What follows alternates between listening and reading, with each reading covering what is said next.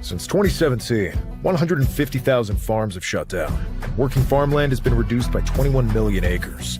The system has been crippling the remaining farmers, forcing some to adopt nefarious farming techniques, like pumping hormones and other performance-enhancing drugs into their cows so they can survive in crammed feedlots.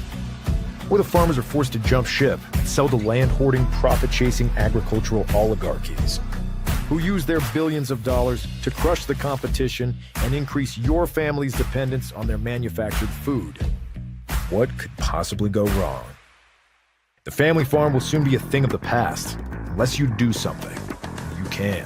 That's why there's From the Farm, an industry-disrupting platform that connects consumers directly with local farmers, which means you can buy fresh, non-factory farm food, and you'll know exactly where your food came from and how it was raised.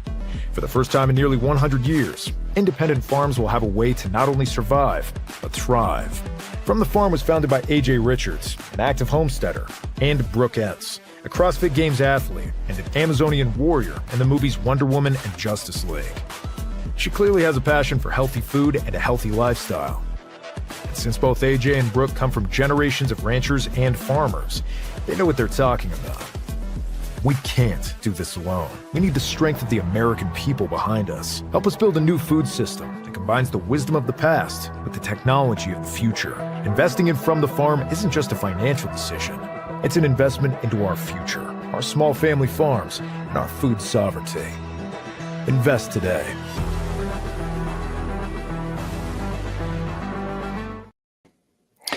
What's up, everybody? It's been a while since we've done a podcast. Been super busy, traveling all over the place. Some of y'all might be keeping up with us. And for those that haven't, go follow social media. More specifically, my social media, @J_Richards. I do a lot more posting there just because that's the one I'm engaged with daily and kind of showing the different conversations we're having all over the country. This week, I'll be headed to Tennessee, to Nashville, meeting with a group of producers out there that a friend and supporter has brought together. I'm going to stay with her and her husband on their ranch and meet with folks in Tennessee and get them on the platform as new producers. But anyway, so it's been fun. Lots of growth. We've got almost 100 producers across the nation. Lots of people signing up. So we're excited to see this. These farms and ranches, when you go to fromthefarm.org, these are people we have met, talk to personally. You can connect with them personally so you can get to know your farmer and rancher and ask them all the questions that matter to you the most about your food, how it's grown and raised, so that you can build that connection and go right to the source. I'm excited for the conversation tonight. I've got a guest with me. It's Kelly Ryerson. She is the person that I go to, that I am listening to when it comes to what's happening with the glyphosate conversation. She's Glyphosate Girl on Instagram. If you haven't done any of your own research yet, I've gotten messages that there's no connection with glyphosate and cancer. That's completely false. One source that I point people to right away is Toxic Exposure. It's a great book about glyphosate and the impact that's had on people. The author was the subject matter expert, the doctor in these lawsuits where they fought and won millions and millions of dollars because it's proven that glyphosate does cause non-Hodgkin's lymphoma. So anyway, without waiting any longer, I'm going to bring Kelly on. She's backstage ready to go. Hey, Kelly, welcome. Hey, good to see you. Yeah, good to see you as well. Thanks for having me. Oh, man, thanks for joining. I got the message from Ryland about the vote on Tuesday last week, that they were going to vote, to pass the whatever stage. And that's why you're here to explain, because I go to you for the source. And if there's a message that needs put out, I put it out, and then I point them back to you so that they can go into more details. So that's why I'm glad you're here with me today. Oh, so happy to talk about this. It's such an urgent situation that I think if people knew about, they would not agree with. No matter how actually you feel about glyphosate and pesticides, let's say you think that they don't cause cancer, you still don't like this news. So if I could just go into it. Please go into it. Tell us what's happening, what these bills are, and what's at stake. Okay, fantastic. So this has been a long time coming. Following the glyphosate cancer litigation, Bayer got into major financial trouble because they were having to put aside billions of dollars to pay the different victims and people for settlements on their cancer effectively. And so because they don't want to put a label that this causes cancer on their product, on the glyphosate product, instead, they are trying to close down all of the litigation to protect their company. So the way that they're doing that is multifaceted. So it's been at the state level, federal level, and through the Supreme Court. So I have never, in all the time doing this, seen the type of aggression and just hitting from all sides right now that's happening from the pesticide industry. So the latest over the last many months, so probably 8 months or so, they have been trying to work at the state level to try and pass liability shields through their legislatures. And so they tried in a number of states. It was successful in Georgia and North Dakota. So now if you get sick from pesticide exposure, and actually up to 15,000 different chemicals, in those 2 states, you can no longer sue the manufacturer. Because that's done. That's over and done. Yeah. Done. So now they got that proof that it can work, and they've gone hardcore federally. So last year, actually, they tried it in an independent bill. They tried it in the farm bill, which never came to fruition. But this is an idea that they want the EPA to be the final say on any pesticide, because the pesticide industry has a really strong grip on what the EPA says and how they regulate. It's a frankly, very corrupt place. And I've gone there many times to testify to the Office of Pesticide Programs, and they ignore research regularly. It's really frustrating. So what they are proposing, and this is in a bill right now, in a spending bill, actually. So what they tend to do for different issues, like different corporations in industries, will try and slide something that doesn't necessarily belong in a spending bill or a this or that bill, so that it kind of goes unnoticed. And that's the case with this appropriations bill right now that is in the House, so the federal House. And they put it in there so that it seems innocuous. So if you call up your congressman and you say, well, there's this pesticide liability shield, that's not what it reads like. So that's what's really tricky. It's section 453. And what they're saying in it is that the EPA is not allowed to put any money in changing a label, unless even if Bayer calls tomorrow and says, oh, actually it causes cancer, they can't change the label anymore without doing a full health assessment again, which is like a 10 to 15 year process. So effectively, so they can keep selling it because there's no change until 10 to 15 years. So they just drag it out. Yeah. They'll just drag it out.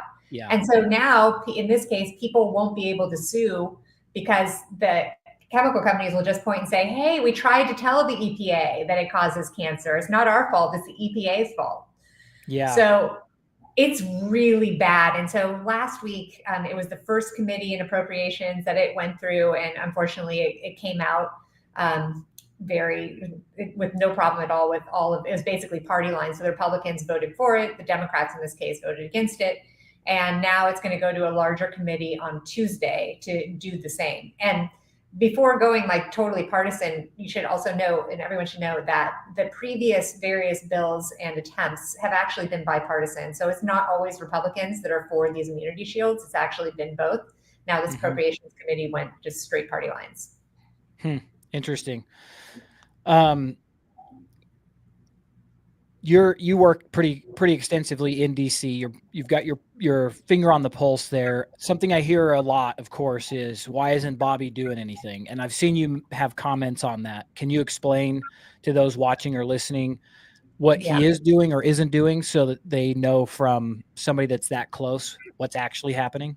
And I'm one of them. I'm like, come on, bro. What's Oh, I know. I can't even imagine being him right now. Yeah.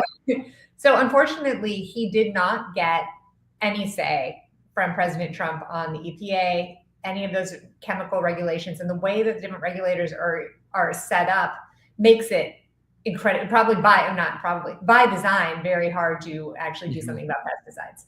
So, and unfortunately, because he was a litigator he sued Monsanto in the glyphosate trials. He was one of the lawyers, so he had to recuse himself from this issue when he took the role of HHS. So even if he had any say, like, he can't really go, hardcore on it anyway. So that's just really disappointing.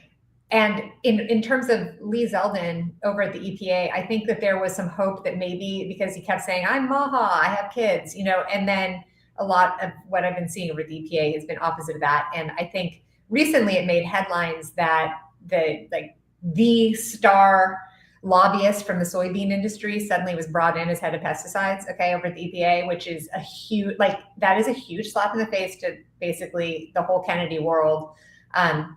But it also showed, and two things actually. One, it shows they're very scared and they put it in place because they're worried about MAHA having success on pesticides. Yeah. But it also, people need to be aware that this is how it's always been. It's not like this is suddenly the first time a lobbyist from soybean industry came in there. Like that's how it always is. It was like that under Obama. It's like always been like that. So it's not new. It's just disappointing. Well, and I would say too, this is the first time probably in history that people were paying this much attention to their food system, to the stuff that's going into it, to the availability of it. I mean, COVID really woke a lot of people up, and while it has slowed down a little bit, it is still continuing, right? So I think that is something that has been in our favor, is that folks like you that are out there making a lot of noise, not letting us forget about it, keeping your pulse on it, keeping us informed. That's maybe why they have to try so many different angles, because we keep showing up and pointing it out. I mean, I think so. And you're so right. Actually, I hadn't really thought about that. Of course, more eyes are on it because suddenly it's an issue, which is a great sign that people are paying attention. Because just, 3 years ago, since I was waving my arms everywhere, like, pay attention, it was really hard to get that. This is a new time. I'm sure you know the feeling. Yeah. Early on, COVID, when it was like really clear the food system was in trouble, I was like, am I the only one? Fortunately, wasn't the case. It just took getting out there, networking, and realize, there's a lot of people working on this on all different areas, which is why I'm so grateful to have folks like you doing what you're doing, because that issue alone in our food system is so monstrous that it takes people willing to just dedicate their time and energy to understanding all the nuances of what's going on with pesticide liability shields and those things. Just like atmospheric aerosol spray. That's a big enough issue that I'm glad I know people that have their pulse on that, because I can't follow all of it, So it's funny, I was really looking into that, and I started doing some posts on it, and then I was like, I can't do this in pesticides. That's too many issues. Yes, too many. Yeah, I tell people, I'm like, listen, pick a hill to die on, because there's plenty, and there's already people on top waiting for more to join them. So, oh my gosh, all over the place for sure. And I have a lot of hope. I think my goal for HHS, and I mean, not that I work there, but my hope would be that there can be enough consensus over the next 3.5 years that it's the time to end pre-harvest desiccation, if nothing else. Explain that for those listening. Pre-harvest desiccation. Yeah, so pre-harvest desiccation is a practice that's only been around for about 20 years, like 20 to 25. And it's right before harvest. Some farmers, not all, but quite a few, will go in and spray the field right before harvest with paraquat or glyphosate, and I think glyphosate is now being used to dry it evenly so that the harvest is easier, which makes sense because everything will be all even. You don't have to do multiple passes through the field or wait. So that accounts for 90% of our dietary pesticide exposure, is that practice alone. 90%. And what products is that primarily found in? So you'll find that in grains and legumes and sugarcane primarily. Okay. And it can be, it's also in potatoes, but like one of the worst things you can possibly have really is a non-organic hummus, because legumes, the chickpeas are sprayed to such an extent. And that's how Benza Pasta got in trouble this year, because their levels were so high because of that practice. And the thing is, it's not necessary. You don't have to do that. You can go back to swathing the way farmers always have. Like, it's just, there is a way. And in Europe, they re-registered glyphosate, for example, for use, but they said, hey, you can't use it for pre-harvest spraying because that makes people sick. So that, I think, is something that most people can wrap their head around without taking on like, oh, we're going to take away your GMO system, and all of that. So that's my hope. Yeah. What can people do so they're aware of now pre-harvest desiccation? Mm-hmm. Do you know of sources they can go to or brands that they can buy that doesn't have those practices? Yeah. So if you want to avoid pesticides, and it's important to know too that for a while it was only glyphosate for pre-harvest desiccation. Then consumers started pushing back on that. And then some mills, actually, when they would get it, they'd say, we're not taking anything that's been sprayed. And so then a lot of farmers just changed the chemicals that they're using because those weren't being tested for. So you really need to be careful when you're buying food to avoid it. And if you do something that's organic, then you're going to be good. Like, they are not allowed to do pre-harvest spray. And of course, if you go and you talk to your local farmer and they're not organic, like for example, all the Regenified farmers, I don't know how many are organic. I don't think it's that many. But one of the things of being in the Regenified program is you cannot do pre-harvest spray. So there are different ways around it. I think this is going to be an up and coming issue, like over the next few years, as people identify this practice. And it kind of leaves a lot of room for the producers to think about how they're going to market the fact that they're not doing that practice. Yeah, that's a good point. I'm going to share this screen real quick. I connected with these guys. They're in Idaho, Grand Teton Grains. He built his own mill. And so they do ancient grains, and they don't do any herbicides, pesticides, fungicides. I don't think he's registered with it. Oh, he's got a couple of registrations here, but just an awesome group. They're doing einkorn and Khorasan, and looks like they've got some other stuff in stock as well. But anyway, just want to share that for those that are out there doing the work. Yeah. Great people. We've got one here close to us as well, Wyoming Ancient Grains. So they're out there. And if you're willing to do the search, and this is where it gets into the discussion I always have with consumers. It's like, you're going to pay the farmer now or pay pharma later. So, I mean, you're going to pay a little bit more for this clean stuff, but it's not going to eat your guts. You're not going to get leaky gut syndrome or anything else. And that'll help you be more functioning as an adult later in life when it really matters. So absolutely. And it's nice, like, you don't have to, my whole experience was starting by being very sick and having to work my way out. That expense was a lot of money. And it's a lot of expense on supplements as you try to explore anything just to get well. Whereas if in the very beginning I had just avoided this stuff, then I would have been a lot better off and not gone through that. So huge advocate for that. Yeah. Would you mind sharing your story, like how you got into this? Why did glyphosate become your focus? What was the impetus? Yeah. So I, like many people in this country, was struggling with sort of vague symptoms, but very real symptoms. So it was like I had blurry eyes and rashes and was exhausted and super weak and losing hair and really not able to function well at all. And went to about 20 different specialists and asking, what do you think's wrong with me? All top tier medical professionals. And they couldn't really quantify on any of my tests of anything that was wrong. And so I was kind of considered like a psych case where I maybe was a hypochondriac. It's in your head. It's in my head, imagining it.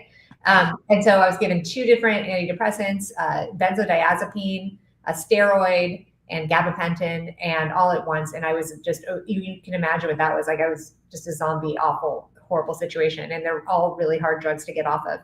Yeah. And so I was doing that. And then finally, like, I was getting worse and worse.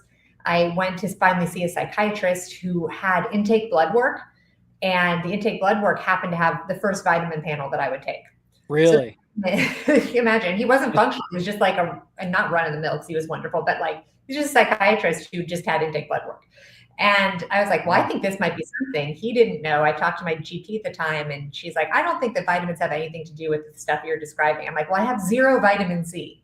So that means, then you look into it and then you see, oh, that's like the beginning of scurvy. Just terrible, total malnourishment. Yeah. And so I then another doctor said, I think you should try giving up gluten, because a lot of people have luck with that. I was like, okay, well, I'll try whatever. Started building myself up, started eating more cleanly. And then I went to a conference at Columbia University where they were talking about, at the Celiac Center, actually, and I didn't have celiac disease, non-celiac gluten sensitivity, but they were talking about this new epidemic of gluten sensitivity. And they're like, we actually don't know if it's the gluten. We wonder if it's something else. And so I went to the microphone and I said, well, do you think that they spray anything on the farm on it? And no one knew, or they weren't saying. I wasn't sure which. And so I went and sat down. And after that, someone from General Mills, who was there selling his, or talking about how you get gluten-free Cheerios, came and found me. And he said, oh yeah, well, so Roundup is sprayed on, and by the way, everyone, Roundup, the active ingredient is glyphosate.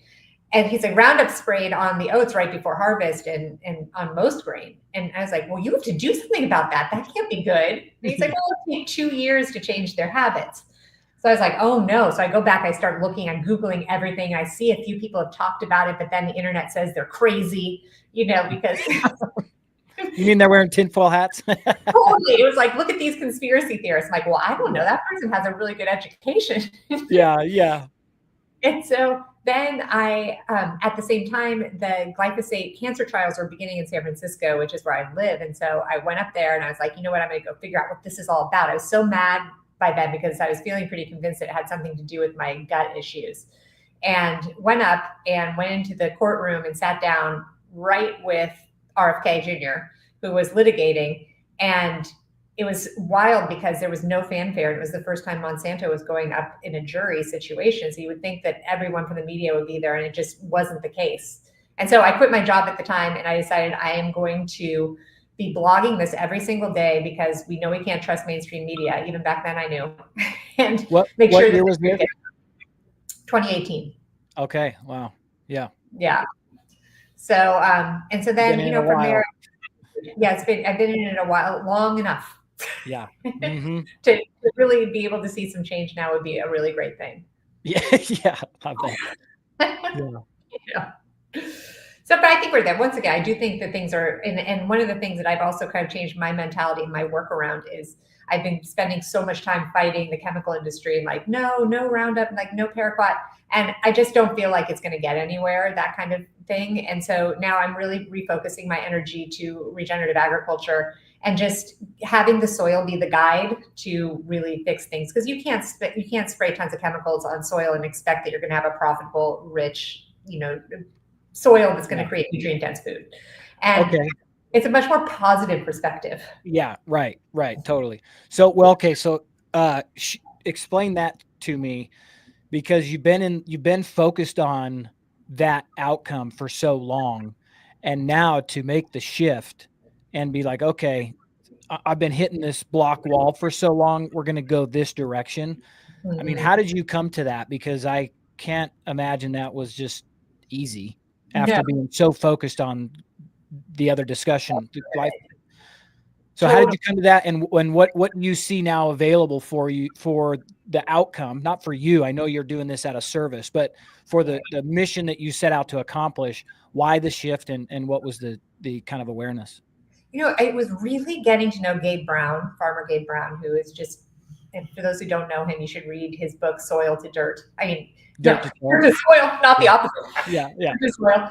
And, getting to know him through the film Common Ground was really something else, because I was able to have all this time, not just with him, but with people like Jonathan Lundgren, Rick Clark, and talk to them about what the reality is for the farmer. Because farmers, it's not like they're making tons of money and are excited to spray chemicals, like that's for sure. And I spent a lot of time in the Midwest just meeting with conventional farmers in Iowa, talking to them about their process and what the strains are. It's just, you can't replace that one-on-one time with farmers to really understand the problem. And I think that's maybe a piece of what I was missing when I was just like, don't spray chemicals. You just can't say that because it's their livelihood. They have to, or else they lose their farm. Yeah. So, I'm so glad to hear you. I'm so glad to hear you say that, because that's the thing that probably drives me nuts the most, is just expecting that these folks that have been doing something a certain way for so long, they're going to just change it overnight. Yeah. And the issue is, if you expect that, you're going to have way more pushback anyway. Totally. You have to, I mean, anybody would do that in any industry. I mean, they do that in any industry. If you don't lead by example and instead just try to, strong arm somebody, you're going to get pushback. You're completely going to get pushback, and you're talking about their livelihood and they don't want to hear it. And frankly, I think a lot of them don't like being on government subsidies either. Like, they are beholden to these chemical companies, but they don't have a way out, most of them, or they don't believe in this way out. And I think that's where some of these inspiring stories from other farmers really come into play. And that's one of the things I'm trying to work on now. With Ryland, I co-founded American Regeneration, of which you are an advisor, which we're very thankful for. Yeah. And we are trying to go a different route. And because, obviously Maha and RFK Jr. are under the Republican tent at this point, we really feel like we can go and meet some of these senators and Congress people with this idea of making farmers more profitable.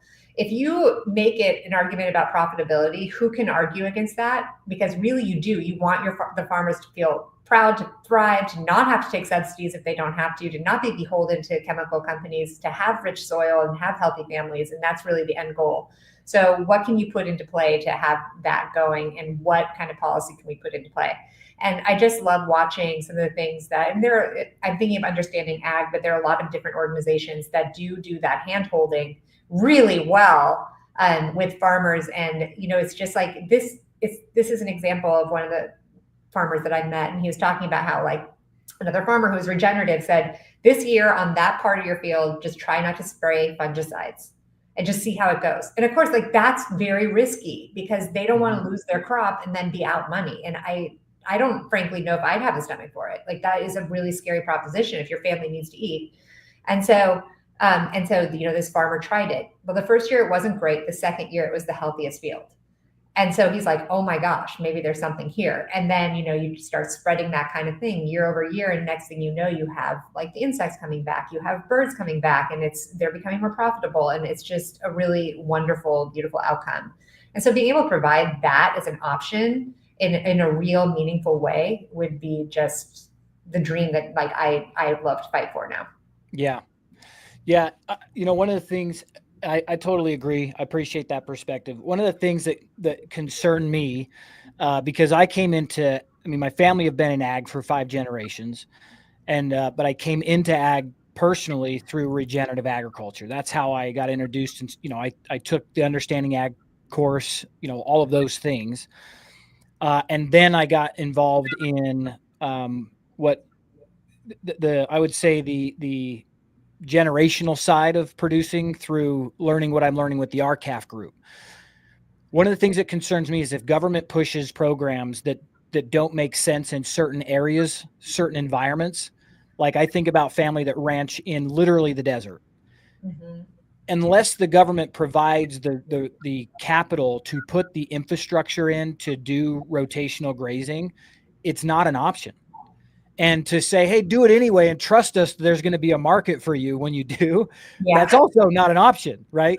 So there are parts of the world where you only get food in that area. If we focus on food from a logistical standpoint and having stability in that region, there are areas where, and this is hard for me to try to figure out because I don't know the answer, but you can only finish them in a feedlot because you have to truck in the feed because you're in the middle of the desert. There's no forage, that you're not feeding the population there from local sources unless that's the setup. Now, I also believe if you're doing as much of that around that operation, like the regenerative rotational, where it's possible, you offset that anyway, or the need of having them in one spot. But it is a multi-year process, like what Alejandro has done in the desert, So it is doable, just finding that path, incentivizing them in a way, or having the market there waiting for them to make the transition. So yeah, that's challenging, but it is doable because you're right. I have met many people where like Gabe, I've met even folks in high rain environments like Will Harris. It took him a while, but now it's paying dividends because they don't have all the inputs, Right. And you just have to have this real base of trust. Rick Clark always says that he was in a lucky position because he had enough money to take the risk, right? Yeah. And so then it becomes a privilege to be able to try. Yeah. What do you think the government can do at this point to be forwarding that? Oh, man. A lot of times think about processors, for example. There are a lot of little pieces to it, right? Yes. Yeah, you need processors in a convenient location, but the one thing I think that is not talked about enough is you need a market. Because if you ask any producer what their biggest challenge is, it doesn't matter if it's the existing market or a better market where they get the premium from a direct to consumer, but there needs to be a market. I don't think the government should be involved in much at all, but if they were, I think their efforts in messaging the consumers to go direct to the producers would be the absolute best place they could put their time, because there's nothing in it for them. Like if their message was, hey, go find your local farmers and ranchers, you can use Google, you can go to the farmer's market, you can use all, from the farm, you can use all these sources. I have plenty of competitors are doing the same thing, like Crofter Market or Farmish, or, there's a bunch of people out there working to help the farmers go direct to consumer much easier. If the government was going to be involved in anything, I think they should put on this nationwide campaign to buy direct, almost like the 2025 version of Victory Gardens. I mean, how many people are actually going to grow a garden compared to back in the 40s? Well, that was pretty common knowledge. Okay, so if we're not going to promote garden production, let's promote buying direct. Because when you give the rancher a reason to make those changes or to hold back his herd, right? My primary concern now is number of animals in our market. We've got 87 million, under 88 million beef cattle in our nation. So I'm like, okay, we should not lose any of those. So let's everybody do what you're doing, like triage, right? Let's just stop the loss. Let's not bring in Mexico cattle that's bringing in the New World screwworm to devastate our herds even more. So let's focus first on rebuilding our herd. But if the producer doesn't have a marketplace that he knows is going to be there, and the value of the cattle is so high right now, he can go to the auction right now and sell them, and then he's not going to have replacements for that next, the next year's meal, essentially. Oh yeah. So that's my that is a pickle. Yeah. Yeah. So you've got that pressure of the lack of inventory, right? 88 million, that's 1948's numbers with 340 million people in this country, if that's even the accurate number. Wow. So while I'm like, yes, regenerative agriculture, we have to, because also when you start getting the results of that 5-10 years in, the number of cattle you can run on the same acreage goes up. Mm-hmm. So, there's a lot of benefits to that, but like triage, man, let's keep our cattle numbers first. But again, we need a marketplace. So yes, long answer to your question. And that's what you're working on. And, that is such an interesting thought. And what would be the reason why the government would not say, go buy local? Yeah. Is that corruption or is that just not lack of knowledge? I hope it's lack of knowledge, because then that would be easy. Yeah. If it's corruption, it means they know and it doesn't matter. Yeah. And to be honest, I think that the advice that's being given at the top is advice to continue what we've already had, which isn't working. Yeah. Because the only people that lose with the federal government getting behind a national campaign to buy local is your big packers. It's your big food. That's it. They're the only losers. Yep. So I wish it was ignorance, but I think it's wondering, is that an HHS thing more than a USDA? Is that go buy your, Yeah. Where does that fall? Maybe. Yeah. I don't know. I do have a question about that. So with this glyphosate ruling, we kind of want to get back to that. Yep. Can HHS do anything if it passes where it's like, okay, we have a fail safe, at least HHS can do this over here? That there is nothing. There's nothing. So this is it. Okay. So this is it. And it's it freezes in place, not just glyphosate. This is 57,000 different chemicals be frozen into place under this liability shield. So it's the end of any lawsuits against chemical companies, which not only does that impact just how things are right now, but then think it would be very similar to similar situations where then the manufacturer has no reason to stay responsible about what they're actually putting into the formulation, because why would they? They should get cheaper stuff if that's your incentive. Yeah, right. So it can't happen, AJ. Okay, right. So I'm on the same page. Lots of the people that, the videos I've posted, they were shared a lot. And then a lot of people said, okay, what do we do? And of course I had those phone numbers on there. Right. And then they asked, okay, where did it end up? Well, we lost. We, the American people, lost because it passed that appropriations committee. Right. Now it's going to the House. Now it's going to the larger appropriations committee. That was a subsection. Now it goes to a bigger one. Where they hopefully will pass an amendment to make it so that doesn't exist, basically. So to mark it up and take that part out. So can we do anything? Yes, you absolutely can do something between now and Tuesday. you can, and maybe the easiest thing, but I can also give it to you to post. But if you go to Glyphosate Girl on Instagram and you click in my bio, it will take you to the very first click to fight the liability shield. And when you do that, then it will give you all the background information you need, including a script, emails you can email, phone numbers to call, and you don't need to feel anxious about not knowing fully what you're talking about, because I've made it pretty simple there for you. Just, you just say you don't think that it's appropriate to be giving pesticide manufacturers immunity. So if you go there, yeah, exactly. And you click there. First one. Once it comes over to Linktree. Oh, let me see. Share this tab. Okay. So there's the call to action. Here's the sections that you're talking about. Yep. You go there, there's the call.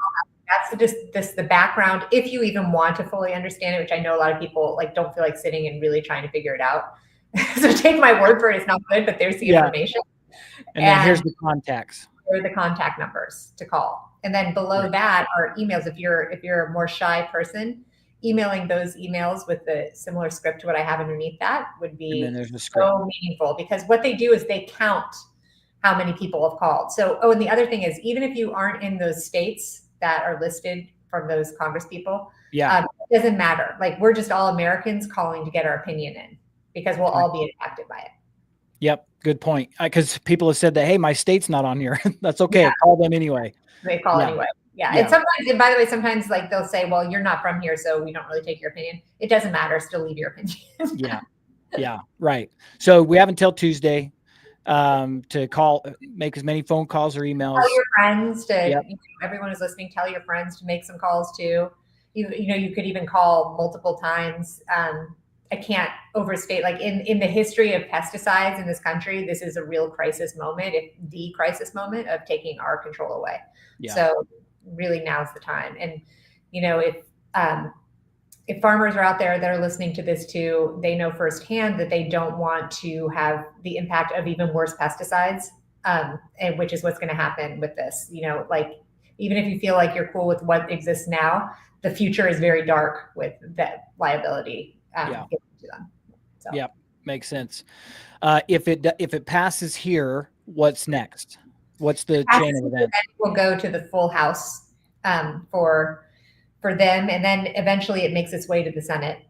And we just have to really hope that some Republicans break party line on this, and that the Democrats continue to vote against it. And once again, as I say, in the past, they have not. Some of them are for it, which makes me think that some of them are, in bed with the chemical companies too. So, but we just need to get as many people as we can on our side on this. Yeah. And once again, alerting them that it's there, because it's hard, it's easy to miss. Yeah, totally. Yep. Cool. Okay, well, let's keep this brief so that we can share it and hopefully makes its rounds. Appreciate you being here one more time, just so that you guys know, if you're curious about, you'll probably have a list of books, but this one for me was really informative. It's about a doctor who was actually called as the subject matter expert, who's a doctor on non-Hodgkin's lymphoma, and he was there to represent the victims of glyphosate use. So it's very informative, because I still get messages, which is surprising, of people saying, glyphosate doesn't cause that. And unless they're part of the organization, which I have to assume, I don't know why any citizen would take 2 seconds to bother defending, a chemical company. So I always just assume right away, like, if you took the time, you probably work there somewhere. It's so true. Like, a lot of the comments, I'm like, really? You came on here to tell me that glyphosate is better than one more toxic one? Totally. Yeah. Anyway.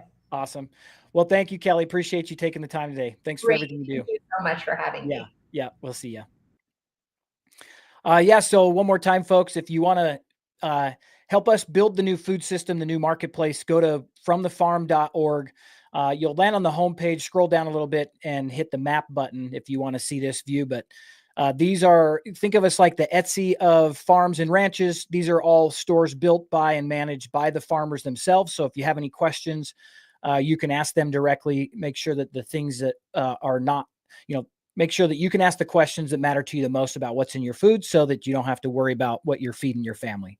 I think this is the future of our food system. For those of us that really care, we will have informed choice, and the producers will be able to stay viable and spend a lot less time running around on Instagram trying to promote their beef, because folks will come right here to From the Farm and save them that time. Thanks for being here, everybody. Appreciate your time. Y'all have a good night.